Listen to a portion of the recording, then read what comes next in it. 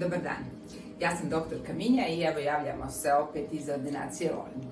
Danas ću vam prikazati jednog pacijenta koji je došao sa željom da zameni svoje stare mostove. Nakon kliničkog pregleda i analize snimka, većina zuba, nažalost, koja je bila ispod mosta je bila za vađenje. Jedan zub smo uspjeli da sačuvamo, da ga nadogradimo i izlečimo. U donjoj vilici su zubi bili rasklimani i isto su ugrađena 2 implantata, napred su prednji zubi. U ovoj poseti smo obrusili njegove zube, napravili privremene krunice preko zuba i privremene krunice preko implantata. Nešto što je drugačije kod ovog pacijenta je to što nemate roza keramike kasnije za definitivni rad. Roza keramika nadoknađuje gubitak kosti i u stvari imitira taj deo desni iznad zuba, a bela keramika, odnosno akrilat, je taj deo gde su zubi. Javite se, dođite, čekamo vas. Prijatno.